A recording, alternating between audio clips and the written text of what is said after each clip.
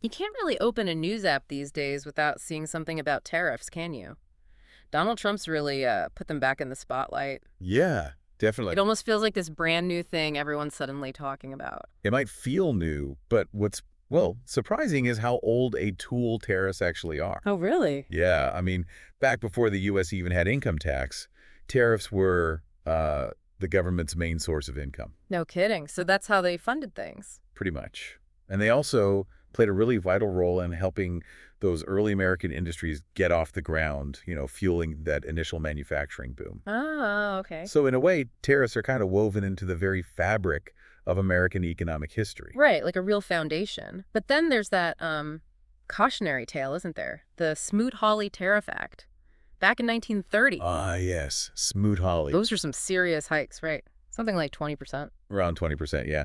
And as you probably know, that didn't exactly go unanswered by the rest of the world. No, I bet not. Retaliation. Absolutely. Smoot-Hawley is a really powerful example of how quickly things can go wrong. Those tariffs triggered retaliatory measures from other countries, and it led to a significant, well, contraction in global trade. Wow. And while it wasn't the sole cause of the Great Depression, it undoubtedly made a bad situation much worse. Yeah, you can see It how. really highlights how these protectionist moves can spark a damaging cycle that ends up hurting everyone. Which is such a complete flip from what happened after World War II, right? It Huh. felt like the U.S. did a total about-face. It really did. Suddenly, tariffs were slashed, income tax became the main funding source, and boom, this era of free trade and global supply chains. Exactly. And goods got a lot cheaper for consumers. Right, cheaper goods, benefits for companies. And what's fascinating when you look back is that post-war shift wasn't just about cheaper goods. It was a deliberate move towards um, greater global economic interdependence. Ah, interesting. So a strategic shift, too. The idea was that by lowering trade barriers, you could foster stronger international relationships and, drive overall economic growth through specialization and efficiency. Okay, let's make this really concrete for a second. Let's Okay. use that bakery analogy you mentioned earlier. Imagine our local cupcake bakers here in India, right, selling their treats for, say, 30. Okay, got it. Local cupcakes, 30. Everything's humming along. Then suddenly, these fancy French cupcakes start flooding the market, and they're selling for only 25. Ah, so the local guys are suddenly under pressure. Exactly. Our Got it. local bakers are in trouble. Right. So the government might step in and decide to put, let's say, a 10 tariff on each of those imported French cupcakes. A tax on the import. Precisely. So now instead of costing 25 on the shelf, they're 35. Ah, so suddenly our local Euro 30 cupcake looks much more competitive. Exactly. That 10 difference, that's the tariff at work. It's Yeah. essentially a tax on imports designed to protect those domestic businesses and, by extension, jobs. Got it. Okay, so with that basic mechanism in mind, let's look at what's happening right now. As of, what, April 2nd, 2025? It feels like we're seeing a real resurgence of this approach. We definitely are. Trump announced that 10% blanket tariff on pretty much everything, right? Plus a significant extra hit on Chinese goods, 34%, and 20% on some EU imports, too. That's right. Big numbers. And predictably, that didn't go unnoticed, especially by China. I imagine not. What was their response? Well, China responded pretty sharply with an 84% tariff on some key U.S. goods. Wow, 84%. And then, in a swift countermove, the U.S. administration increased duties on Chinese imports to a massive 125%. 125%. That's Yeah. huge. A real escalation. It's a clear and very rapid escalation of trade tensions, yes. Yeah. Now, just recently, we have seen an announcement of a 90-day pause on new tariffs for most countries. Okay, a bit of a breather. Sort of. But that baseline 10% stays in place. And critically, China remains excluded from this temporary reprieve. They're still facing those higher duties. Right. And this isn't the first time we've seen tariffs used like this recently, is it? I seem to recall back between, like, 2017 and 2021, That's correct. there were tariffs on specific things like washing machines and solar panels. Yes, more targeted tariffs back then. And the results then were, well, they weren't entirely what everyone expected, were they? A bit surprising. Well, what's interesting is that those earlier, more specific tariffs didn't necessarily lead to the kind of runaway inflation some people predicted. Oh, Prices in those particular sectors did stabilize, and some U.S. manufacturers actually saw a bit of an uptick in business. so some domestic boost. Potentially, yes. It seems that this prior experience though maybe limited in scope, is likely informing or at least part of the rationale for the current, more ambitious tariff proposals. Okay, so for everyone listening, what we're really trying to do today is unpack the complexities behind this renewed focus on tariffs, especially in today's, very global economy. We're looking at the arguments for and against, the potential winners, the potential losers, all based on the information we have, trying to cut through the noise a bit. And give you a clearer understanding of what's really at stake. Right. So let's dive into the arguments for tariffs, the ones presented in our source material. A key one seems to be revenue generation for the government. That's a big one, yes. The potential for generating significant government revenue. Just look at 2019 U.S. customs revenue from existing tariffs hit $72 billion. Okay, $72 billion. Not small change. Not at all. Now imagine applying a 10% tariff across the board to the roughly $3.8 trillion worth of goods the U.S. imported in 2023. Wow, okay, do the math. That's You're talking potentially hundreds of billions of dollars in new revenue. hundreds of billions. That's substantial. It is. And there's even been some discussion, although it might be ambitious, about the possibility of tariffs one day replacing income tax altogether. Whoa, hang on. Replace income tax. That's a fundamental shift in how a government funds itself. It would be a radical change, yes. But it's part of the conversation around these large-scale tariff proposals. And then there's the other main argument, incentivizing domestic production, right? Bringing manufacturing back home. Exactly. That's the core idea. By making imports more expensive, the thinking goes, companies will be more encouraged to manufacture goods within the U.S. Which theoretically leads to job creation here. That's the goal. The argument is that tariffs can level the playing field, making domestically produced goods more price competitive and thus encouraging businesses to invest in local manufacturing and hire American workers. Job protection is a key part of the pitch. Okay. But then, on the other side of the coin, the source highlights some pretty significant concerns. The big one seems to be that these import taxes just get passed on to us, the consumers, higher prices. That's a very, very valid concern and a common criticism. Importers aren't likely to just absorb those extra costs themselves. No, probably not. They'll almost certainly factor them into their pricing. That means consumers will likely see price increases on a whole range of imported goods, from electronics to clothes to food. So it acts like a consumption tax, really. In effect, yes. And the source also really emphasizes the danger of retaliation. We touched on Smoot-Hawley, but we saw this more recently, too. Right, you mentioned China and soybeans earlier. Exactly. When China imposed tariffs on U.S. soybeans, that had a direct and very negative impact on American farmers who relied on that export market. Yeah, I remember reading about that. Painful for them. Absolutely. In our interconnected global economy, these kinds of trade actions rarely happen in isolation. There are ripple effects. And it's not just about tit-for-tat tariffs, is it? The source mentions how incredibly intricate global supply chains have become. Oh, massively complex. Like a single car. How many parts did you say? It can have upwards of 30,000 individual parts. 40,000. And those parts are often sourced from dozens of countries all over the world. So trying to suddenly rebuild all those supply chains domestically, that sounds like a nightmare. It isn't just time-consuming and incredibly costly.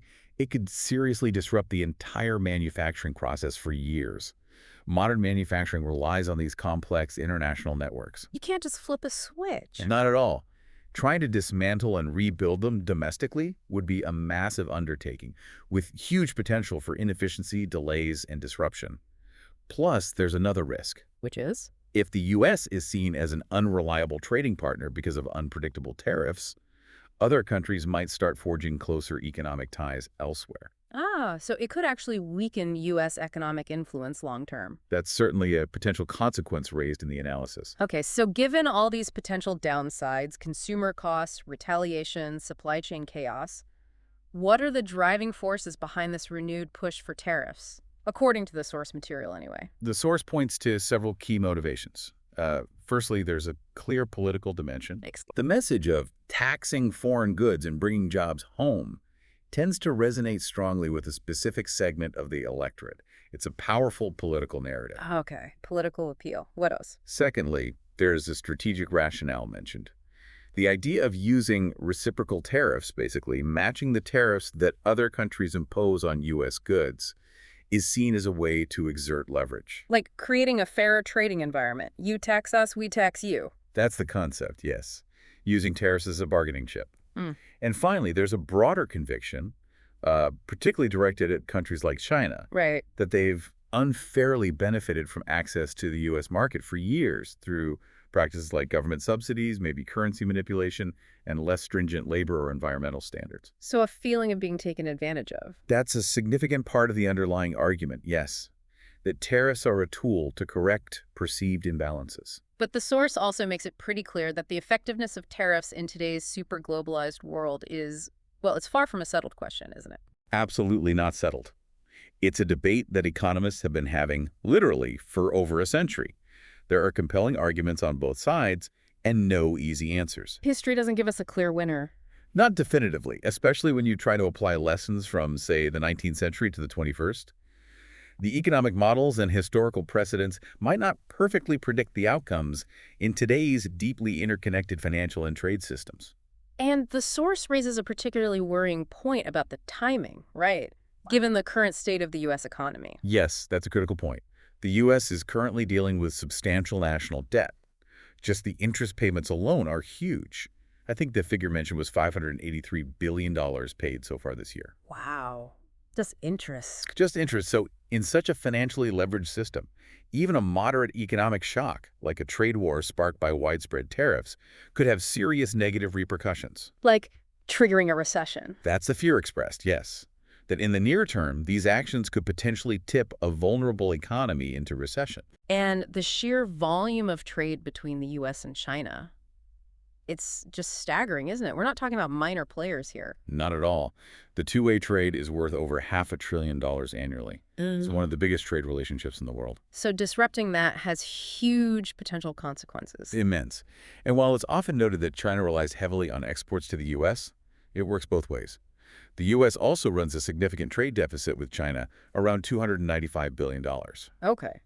And that deficit means China ends up holding a lot of U.S. dollars. Exactly. And what do they often do with those dollars? They invest them frequently in U.S. Treasury bonds. Ah, so China holds a lot of U.S. debt. They are one of the largest foreign holders of U.S. Treasury bonds.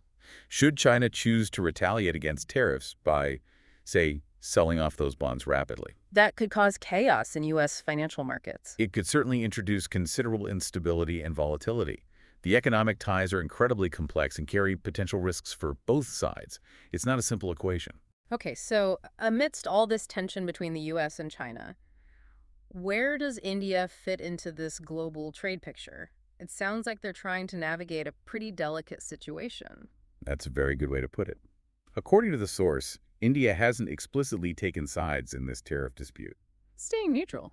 Largely, yes. Commerce Minister Piyush Goyal has publicly stated that India isn't planning any retaliatory tariff measures against the U.S. And he pushed back on the idea that India's own tariffs are excessive. Yes, he mentioned that India's tariffs aren't humongous, defending their current levels.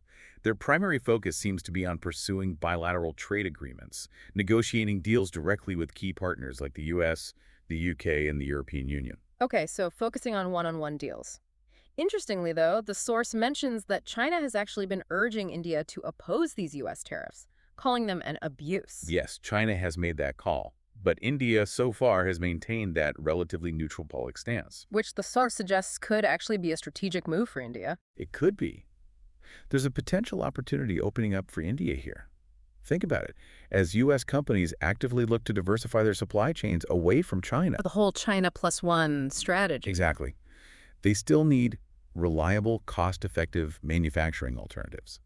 And India could potentially emerge as a significant beneficiary of that shift. Ah, so India could pick up some of that business moving away from China. Potentially, yes. Yeah. They might be able to capitalize on this shift without needing to directly align themselves in the current U.S.-China trade tensions, at least for now. So it's a window of opportunity, maybe, but the source implies it might not stay open forever. India needs to be ready. Precisely. The global trade landscape is definitely undergoing a significant shift. Countries are essentially facing a choice. Do they erect more protectionist barriers, or do they strategically adapt to this new reality and find ways to integrate into these evolving global value chains? It's a major inflection point. It really is. And the source uses that compelling analogy, throwing a wrench into something as complex and interconnected as global trade. The consequences are often unpredictable. It can be far-reaching, impacting things you didn't even anticipate. Okay. So, as we wrap up this deep dive into the very complex world of tariffs, it's clear this isn't simple. It's got this rich history, but also really significant future implications. Definitely. We've looked at the historical context, the arguments for tariffs like potential revenue, maybe boosting domestic manufacturing, but also the really considerable risks. Higher prices for consumers, damaging retaliation, messing up those intricate supply chains. All very real possibilities. And we've examined the stated motivations behind the current. Push the politics, the strategic aims, that feeling of economic imbalance, especially with China, Hmm. but also underscored the uncertainty, the potential dangers, particularly given the current economic climate and that huge U.S.-China trade relationship. And not forgetting India's intriguing position in all of this. Right. Potentially poised to benefit from these global shifts, maybe by staying somewhat neutral, at least for now. It sets up a really interesting dynamic moving forward. It really does. And that leads us perfectly to a final thought for you, our listener. Considering everything we've discussed, the history, the potential pros and cons, the current complex global economic scene, what do you foresee as the most likely long-term consequences of these renewed tariff policies on international trade and maybe on overall economic stability? It's definitely a big question and one worth pondering as this all continues to unfold.